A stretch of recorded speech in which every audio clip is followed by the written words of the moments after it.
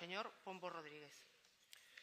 Moitas gracias, señora presidenta. Moi bo día, señor conselleiro, señoras, señores diputados, amigos da bancada que nos acompañáis. Durante os últimos anos, señoras e señores deputados, cóntanse por miles de millóns de euros as cantidades recibidas polas entidades financeiras para que poideran ser ensaneadas e seguir cumprindo a súa función na economía do noso país. Estas multimillonarias inxeccións de recursos públicos á banca ten motivado un grande custe social para a clase media, para traballadores e traballadoras, para empregados públicos, para pequenos empresarios, para pensionistas, para a mocidade. Por certo, custe social en forma de recortes dos dereitos sociolaborais, recortes de salarios, recortes nos servicios públicos, repagos e incluso a emigración. Mentras a cidadanía perde dereitos, perde salarios, postos de traballo, servicios públicos, vivenda, mentras a cidadanía perde incluso a vida, as entidades financeiras son saneadas con fondos públicos. Para o Grupo Parlamentar do BNG resulta inasumível o seguir empregando cartos públicos para mercarlle as vivendas ás entidades financeiras e bancos, mentras varios milleiros de galegas e galegos perderon o dereito fundamental a unha vivenda digna.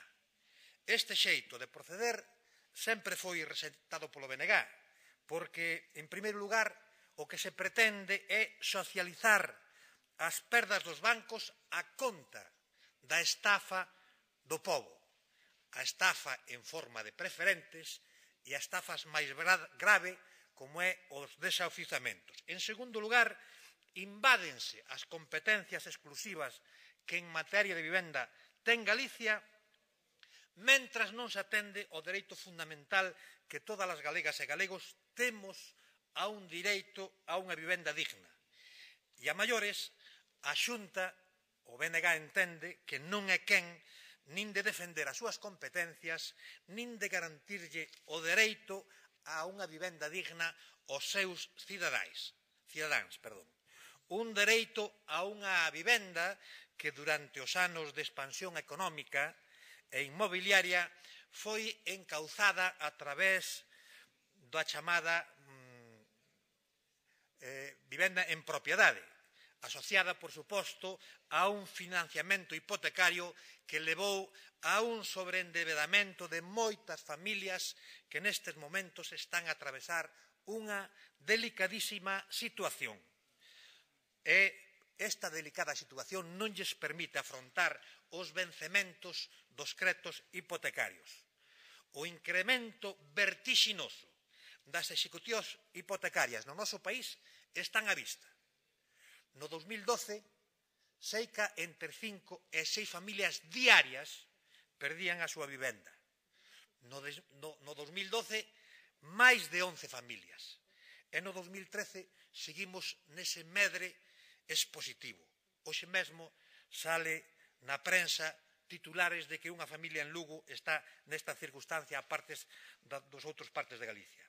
Galicia, en só 5 anos, máis de 8.000 familias galegas perderon o dereito a unha vivenda digna, en só 5 anos.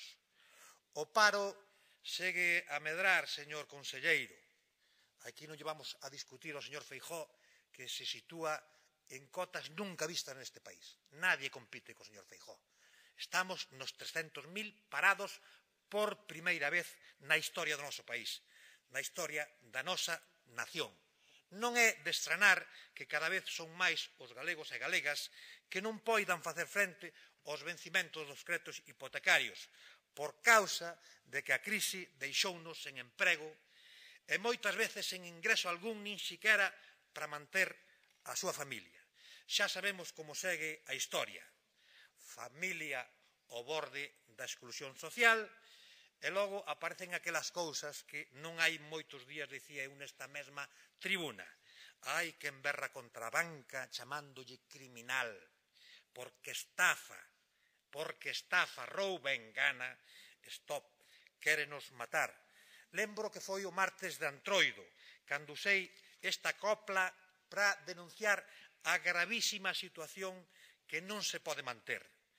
Mentras hai quen estafa e rouba, tamén hai quen berra stop que nos queren matar.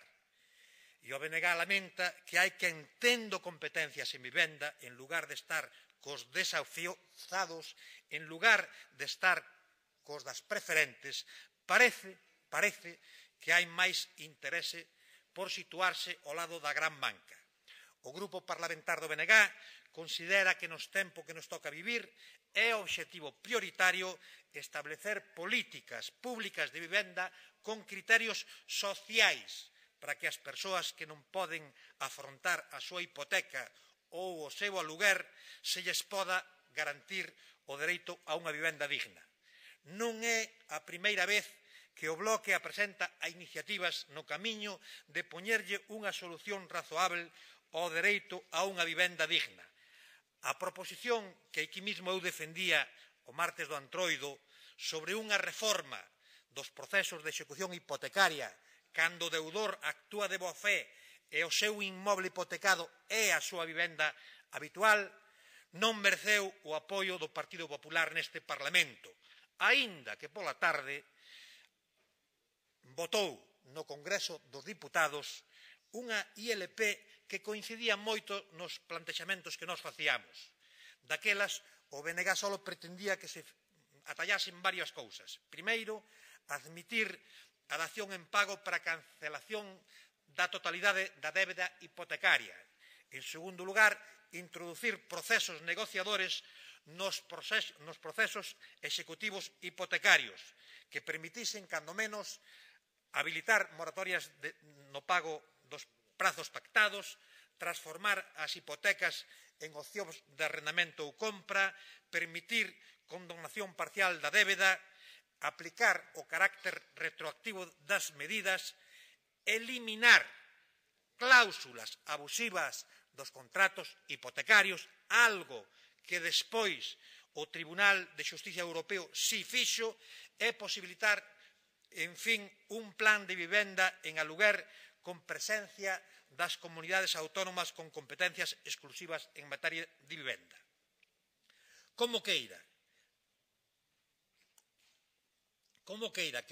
que o tempo pasa e os graves problemas de desafiuzamentos continúan e non se albiscan políticas de vivenda contundentes para afrontar este grave problema, por eso esa é a razón pola que o Grupo Parlamentar do BNG formule hoxe a interpelación que hoxe aquí traemos, e que plantexa varias iniciativas. En primeiro lugar, preguntarlle á Xunta e ao señor conselleiro, que está presente, si ten pensado impulsar algún tipo de actuación para garantirlle ás persoas que perden a súa vivenda por non poder afrontar o pago da hipoteca ou do aluguer o acceso a unha vivenda digna. En segundo lugar, que medidas ten previsto impulsar para garantir esa finalidade? En terceiro lugar, non considera que á vista dos recursos públicos que se destinan á compra de activos inmobiliarios das entidades financeiras, estes deberan pasar a formar parte dun patrimonio público para poder executar unha política social? En cuarto lugar, e tendo en conta as competencias da Xunta de Galicia en materia de vivenda, ten previsto realizar algunha xestión ante o Estado para lograr a transferencia á Xunta de Galicia das vivendas das entidades financeiras que operan en Galicia unha vez que foron adquiridas polo Sareb? E, por último, quería tamén que se me contestara, de ser así, que actuacións vai a realizar a Xunta de Galicia e con que obxectivos. Moitas gracias.